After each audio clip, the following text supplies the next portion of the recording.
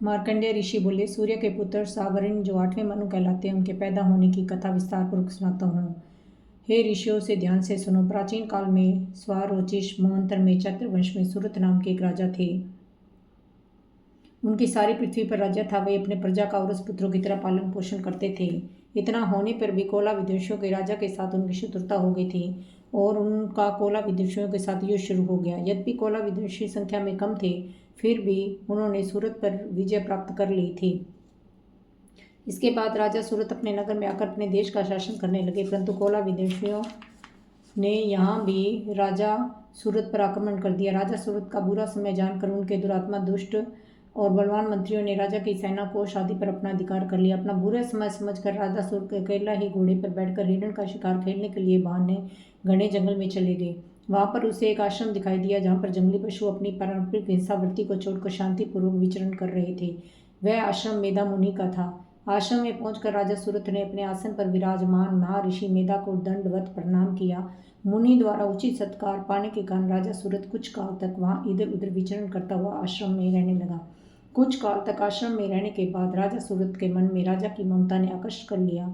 वह सोचने लगा कि जिस प्रजा का पालन मैंने पुत्रव्रत किया तथा मेरे पूर्व जिसे पूर्व काल से पालते आए थे, आज वह राज्य मुझसे छिन गया है।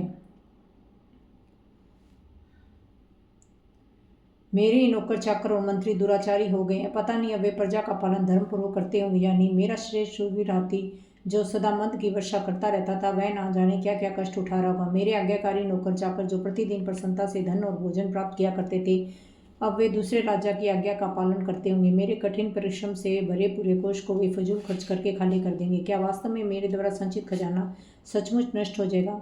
इस प्रकार और भी बहुत सारी बातें राजा के मन को व्यथित करने लगी। इस प्रकार सोचते सोचते एक दिन आश्रम के पास राजा सूरत की भेंट एक वैश्य से हुई। राजा ने उससे पूछा, तुम कौन हो, यहाँ किस लिए आए हो? तुम्हारा मुख मलिन और शोकाग्रस्त दिखाई दे रहा है, इसका क्या कारण है? वैश्य ने उत्तर दिया, मेरा नाम समाधि है। मेरा जन्म वैश्य जाति में हुआ है। धन के लोभ में पड़कर मेरे पुत्र व स्त्री ने मुझे घर से निकाल दिया। अब मैं सब जनों से रहित दुखी होकर इस घने वन में घूम रहा हूँ। मेरे पीछे मेरे सब जनों का क्या हाल होगा, इसकी मुझे चिंता सता रही है। पता नहीं मेरे सब जिन किस अवस्था में रहे होंगे, वे पवित्र जीवन बिता रहे होंगे या दुराचारी बन गए होंगे। राजा बोला, तेरे पुत्र स्त्री तथा बंधु बांधवों ने लोभवश तेरा सब कुछ छीन लिया, फिर भी तेरा मन उनसे क्यों प्रेम करता है? वैश्य ने उत्तर दिया, आपका कहना ठीक है, किंतु क्या करूं, मेरा मन निष्ठुर नहीं हो पाता।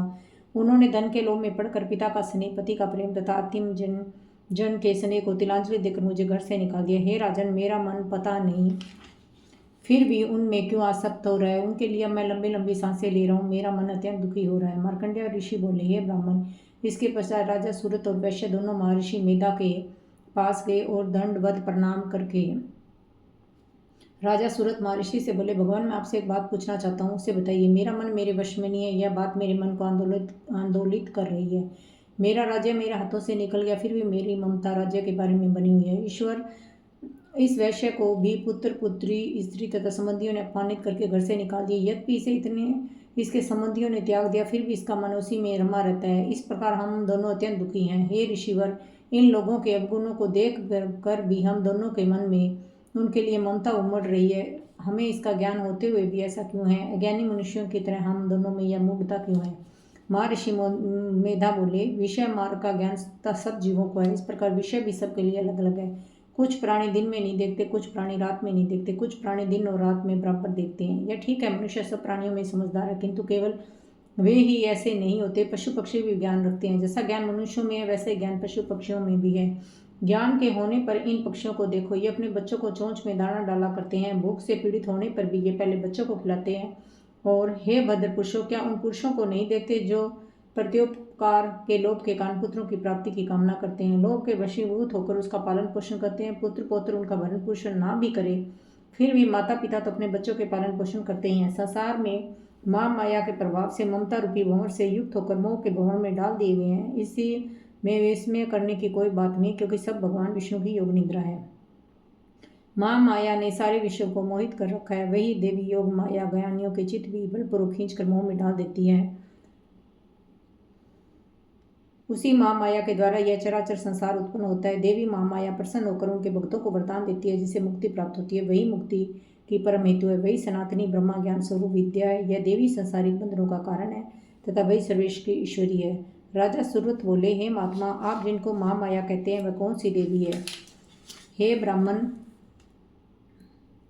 श्रेष्ठ, ये देवी किस प्रकार उत्पन्न हुई, उसका क्या कार्य, उसका स्वभाव स्वरूप आदि के विषय में जानना चाहते हैं। ऋषि बोले, हे गजन, वह देवी तो नित्य स्वरूप है, उसके द्वारा यह संसार रचा गया है, फिर भी उसकी उत्पत्ति अनेक प्रकार से होती है।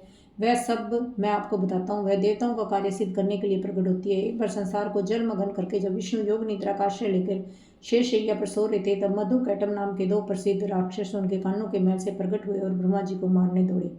ब्रह्मा जी विष्णु जी की नाभि कमल में जा छुपे। ब्रह्मा जी ने भगवान विष्णु को सोया हुआ देखकर हृदय को एकाग्र करके उसी योग निद्रा की स्तुति की। यह स्तुति भगवान विष्णु को जगाने हेतु की गई थी। उस समय भगवान विष्णु के नेत्रों में योग निद्रा देवी के निवास कर रखा था। योग निद्रा देवी भगवान विष्णु की अतुल तेज वाली अनुपम शक्ति है। ब्रह्मा जी बोले, हे महामाया, तुम ही स्वा हो, तुम ही स्वदा हो, तुम ही वष्टकार स्वर हो। हे देवी, तुम ही अमृत हो, नित्य अकार स्वरूप अक्षर ब्रह्मा में आ ओम इन तीनों मात्राओं में तुम ही स्थित हो। तुम इन्हीं तीनों मात्राओं के नित्य आदि मात्रा जिसका उच्चारण विशेष रूप से नहीं हो सकता वो भी तुम हो। हे देवी, तुम ही संध्या हो, तुम ही सावित्री हो, और हे देवी, तुम ही संसार की जननी, संसार को रचने वाली माता हो।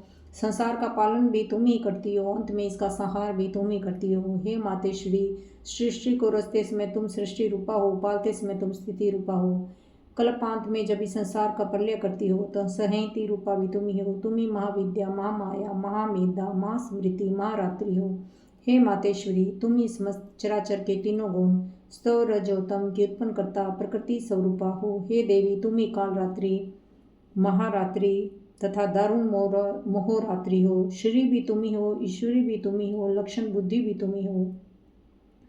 हे देवी, तुम ही लज्जा, पुष्टि, तुष्टि, शांति एवं क्षमा हो। खग धारणी, त्रिशूल धारणी, घोर रूपा, गदा तथा चक्र धारण करने वाली तुम ही हो। हे देवी, शंख, धनुष, बाण, भुषुंडी और परिधि धारण करने वाली तुम ही हो। तुम ही सौम्य एवं सुमंतर हो। तुम ही सुंदर पदार्थों से भी दुष्ट अत्यंत सुंदर हो। हे देवी, पर और अपर में श्रेष्ठ तुम ही हो। तुम ही परमेश्वर हो। हे सभी स्वरूपों को धारण करने वाली, जहाँ कहीं भी सत्य और असत्य वस्तुएं हैं, उन सब में भी जो शक्ति है वह तुम ही हो। हे देवी, उन समस्त वस्तुओं की शक्ति तुम ही हो। मैं आपकी किस तरह से प्रार्थना करूं, जो इस संसार की रचना, पालन और संहार करता है। ऐसी अवस्था में तुम्हारी स्तुति कौन कर सकता है? इस जगत की सृष्टि, पालन और संहार करने वाले विष्णु भगवान को जब तुमने निंद्रा के वशीभूत कर दिया, तो फिर तुम्हारी स्तुति कौन कर सकता है? हे देवी, मुझे इस भगवान विष्णु को एवं भगवान महादेव को भी तुमने शरीर प्रदान किया है। इस कारण आपकी स्तुति करने की शक्ति किस में हो सकती है? हे देवी, तुम अपने उदार प्रभावों के द्वारा ही समस्त प्रशंसित हो। हे देवी, ये मधु और कैटम दोनों दुर्गर्ष राक्षस हैं। इन्हें मोहित करके तथा संसार के पालक भगवान विष्णु को शीघ्र ही जगा दो। इसके साथ साथ विष्णु जी के हृदय में इन दोनों को मार डालने की बुद्धि पैदा करो। ऋषि बोले, इस तरह जब ब्रह्मा जी ने मधु और कैटम असुरों के संहार के लिए तथा भगवान विष्णु को जगाने के लिए देवी से प्रार्थना की, तो उसी समय भगवान विष्णु के नयन, मुख, नाक, भुजा, हृदय और वक्ष स्थल से निकलकर अव्यक्त जन्मा श्री ब्रह्मा जी के आगे योग माया उपस्थित हो गई तथा भगवान विष्णु भी उस भोग निद्रा से जागे। भगवान विष्णु ने उन दोनों राक्षसों को देखा जो क्रोध से लाल आंख लिए ब्रह्मा जी को खा जाने का प्रयत्न कर रहे थे। उसी समय भगवान विष्णु ने शेषशैया से उठकर उन दोनों राक्षसों से युद्ध किया और उन दोनों राक्षसों से 5000 वर्ष तक केवल बाहु युद्ध किया। वे दोनों राक्षस मधु और कैटम नाम अत्यंत बल के कारण उन्मत्त हो रहे थे। इधर महामाया ने भी उन्हें मोह में डाल रखा था। वे दोनों राक्षस श्री हरि से कहने लगे, हम तुम्हारी वीरता से संतुष्ट हैं, हाँ, और हमसे कोई भी वर मांग लो। श्री हरि बोले, यदि तुम दोनों मुझसे प्रसन्न हो तो अब तुम मेरे हाथों से मारे जाओ। बस इतना सा ही मैं तुमसे वर मांगता हूँ, यहाँ दूसरे किसी वर से क्या लेना है। ऋषि ने कहा, इस प्रकार धोखे में आ जाने के कारण जब भगवान श्री हरि उन दोनों को यह वरदान ले लिया, तो वे दोनों राक्षस श्री हरि से कहने लगे कि हमें सब जगह जल ही जल दिखाई देता है, इसलिए हमारा वध उस स्थान पर कीजिए जहाँ पर पृथ्वी पर पानी न हो। ऋषि मेधा ने कहा, तथास्तु। ऐसा ही कहकर शंख चक्र गदाधारी भगवान ने उन दोनों के सिर अपनी जगहों पर रखकर चक्र से काट डाले।